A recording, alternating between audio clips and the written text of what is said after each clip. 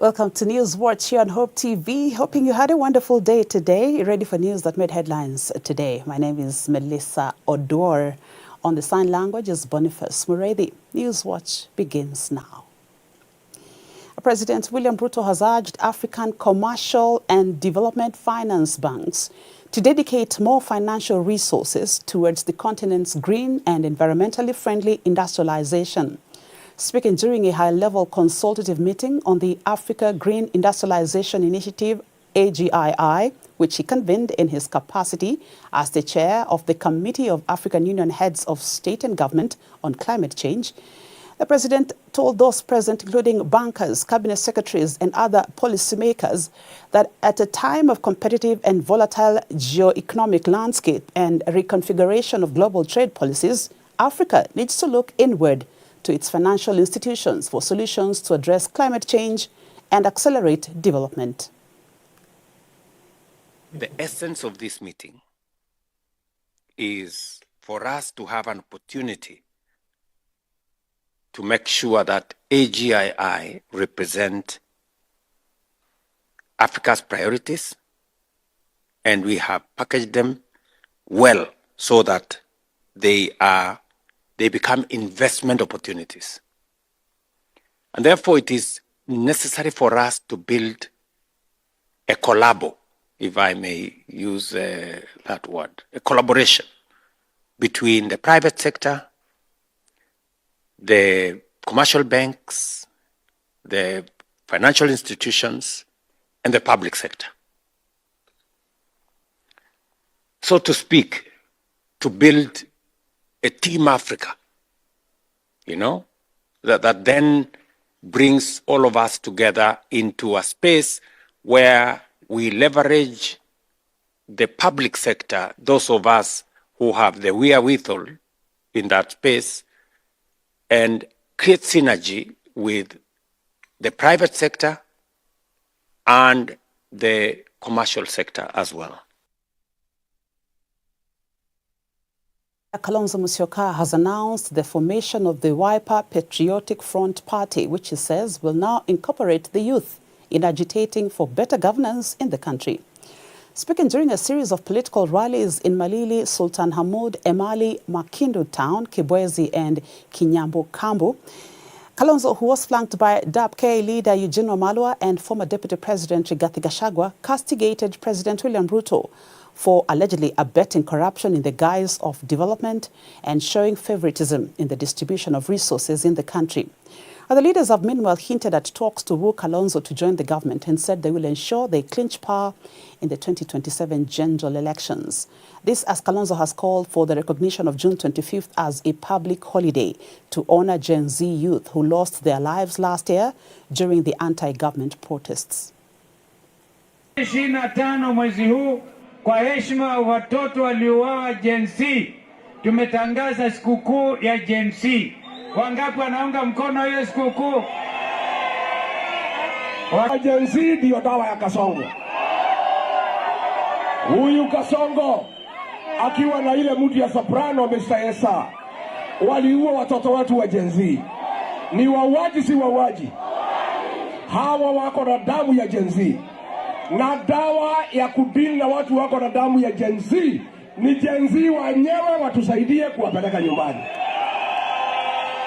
Gen Z muko tayari? Gen Z muko tayari? Tutafuta serikali. Mtamshikilia hapa nyumbani. Mtamfuata. Akisema right imekuwa ni nini?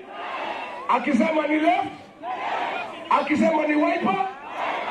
Nyinyi msichanganya huyu kiongozi. Kwa sababu kiongozi anapata nguvu na askari mnampatia. Msimpatia watu ya wiper. Kuanzia MCA, MP, women rep, senator, governor, wote wakuwe ni wa? Ndio wakuwe na askari wa kutoa? Tumekubaliana? Huyu Kasongo ni kufinish? Kasongo ni kufinish? Kasongo ni kufinish? Na kule Bungoma, Trans Nzoia, Kakamega, Vihiga, Busia wamesema Ruto ni one. Tumekuja hapa Makueni Kibwezi leo. Hapa Kibwezi mnasemaje?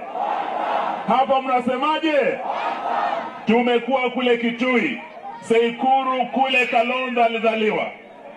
Na sisi tumeomba watu wa Kitui watupe Kalonzo twende tuunde serikali.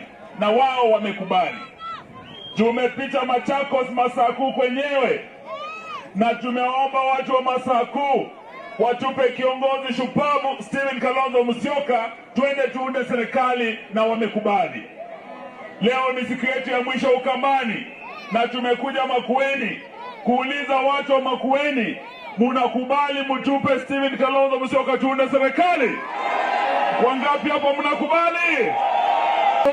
Sisi Waluya tunampatia heshima mingi.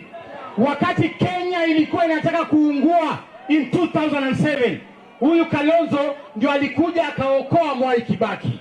In 2013 and 2017 and 2022, huyu Kalonzo alisimama na Raila bako kwa bako.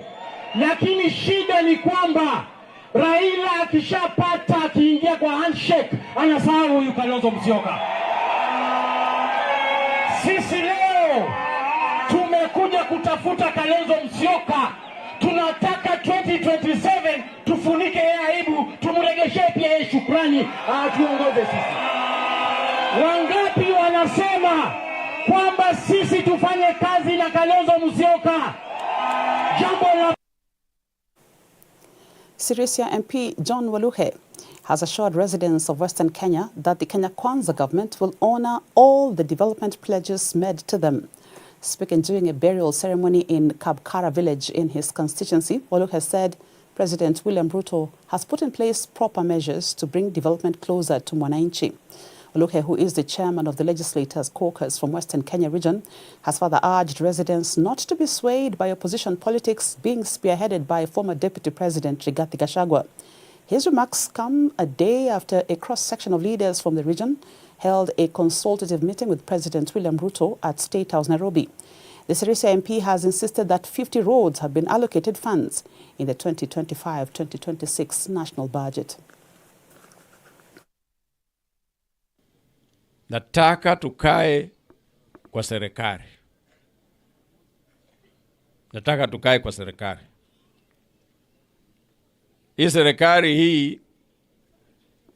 hii ya William Ruto msijipike vita sana.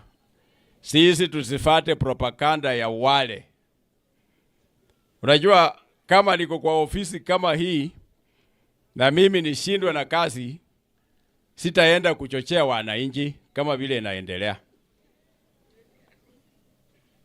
Former Deputy President alikuwa first term MP kama mimi, sasa hii nimefanya term 3.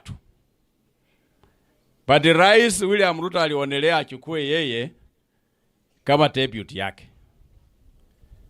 Lakini kasi kama umeharibu ama imekushinda, usiende tena uchochee wananchi kama vile wananchi wa Kenya wanachochewa hivi. Na sisi watu ya hapa eneo hii, mimi kama chairman ya Western Region, Kakamega, Kitale, Trans Nzoia, Bungoma, Busia na Vihiga, nyinyi watu wangu wote, mimi sitapotosha nyinyi. Ndio tulienda kuona rais tumuulize, hatujaona budget hii kama iko sawa sawa. Na nataka kushukuru rais wetu. Yeye pia alikuwa ameona na alitupea appointment ya haraka ya kusema ya kwamba tuende tukae na tutengeneze. Na amerekebisha hiyo counties Western Region yote. Sasa pesa imewekwa kwa budget barabara 58 kuwekwa lami.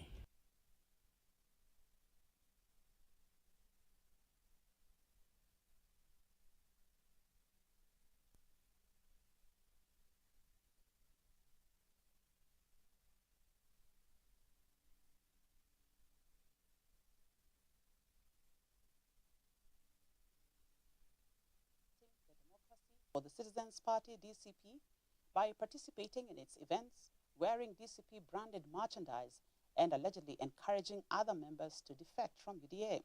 The party's disciplinary committee, chaired by Charles Njenga, has issued show-cause letters to the two MCAs, warning that their actions amount to gross misconduct in a violation of the UDA Constitution and Code of Conduct. The two MCAs risk being suspended, expelled, fined, or slapped with other penalties deemed appropriate under the UDA Constitution if found guilty. The disciplinary committee has also indicated that any recommendations will be forwarded to the party's National Executive Committee for ratification and further action.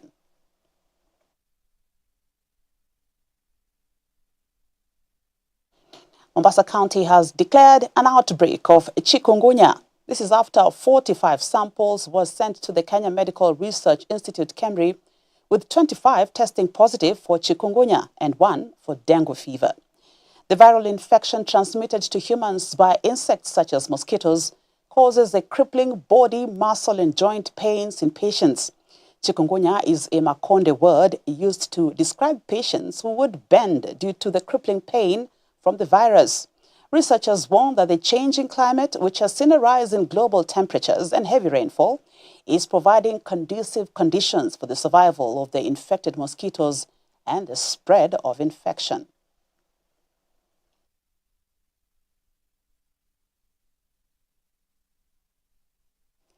And the State Department for National Government Coordination has convened a high-level stakeholder and citizen engagement forum at the Pwani University in Kilifi County, aiming to strengthen community involvement in the implementation of national government priority projects.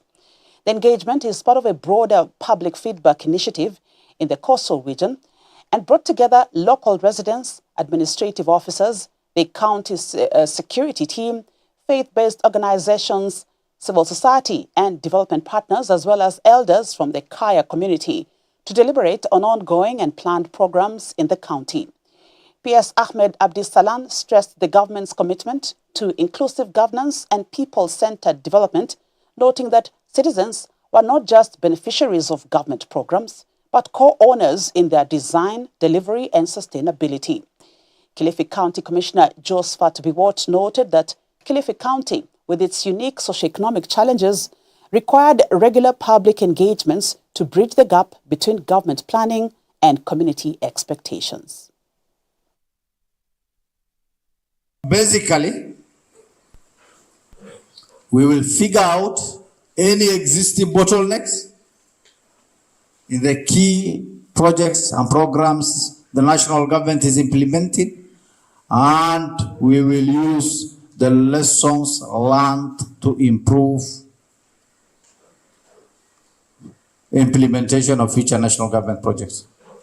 That way, once again, let me reiterate, it is your turn to give your views in an open way, in an honest way, in a transparent manner, so that the same is used to improve national government projects. And once national government projects, by extension, it will improve our lives and livelihood. Further afield, the European Union has closed its airspace to all aircrafts registered in Tanzania and Suriname, citing serious safety oversight failures. In the updated European Commission EU air safety list, the airlines do not meet international safety standards. The ban follows an EU safety assessment revealing deficiencies in flight operations, airworthiness standards, and oversight personnel. For Suriname and Tanzania, the EU said it had identified safety shortcomings covering both operational and regulatory areas.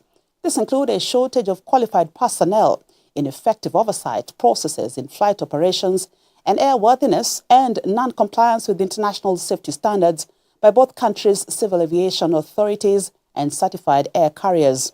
The EU has warned the two nations to address these concerns, which it called serious deficiencies in national aviation oversight in the country's aviation industry, issues before the airlines can return to European airspace.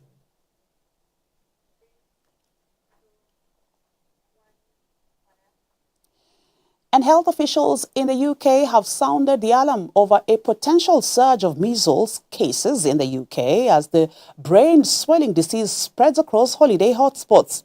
The UK Health Security Agency said cases in Europe reached their highest levels in almost 3 decades last year. The agency is warning holidaymakers to make sure they are up to date with their measles vaccination stressing that it is never too late to get vaccinated. It has warned that measles infections in Europe are at 25-year high, while cases are also surging in countries such as Pakistan and Nigeria. Some 109 measles cases were confirmed in April and 86 so far in May, mostly in unvaccinated children aged 10 years and under. London has reported almost half of all cases in the past 4 weeks. The agency has urged families to make sure their kids are up to date with their vaccines before going on holiday, taking special care they've received 2 doses of the measles, mumps and rubella MMR jab. Measles spreads very easily and can be a nasty disease, leading to complications like ear and chest infections and inflammation of the brain, with some children tragically ending up in hospital and suffering lifelong consequences.